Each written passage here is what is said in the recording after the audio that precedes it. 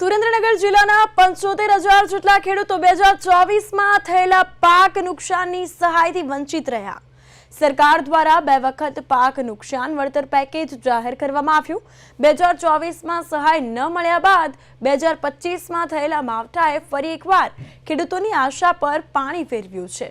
ખેડૂતોના જણાવ્યા અનુસાર અચાનક થયેલા વરસાદને કારણે મગફળી તેમજ કપાસ જેવા મુખ્ય પાકોને ભારે નુકસાન થયું છે, જેના પરિણામે તેમના ખેતરો જળબંબાકાર બન્યા છે અને આ ગંભીર પરિસ્થિતિને ધ્યાનમાં રાખીને ખેડૂતોએ સરકાર સામે પોતાનો રોષ વ્યક્ત કર્યો છે। તેમની દેવા માફી અને પાક ધિરાણ માફ કરવાની માંગ કરી છે। ખેડૂતો મુખ્યમંત્રી અને કૃષિ વિભાગ પાસે આ મુદ્દે સંવેદના દાખવીને તાત્કાલિક પગલાં લેવાની માંગ કરી રહ્યા છે।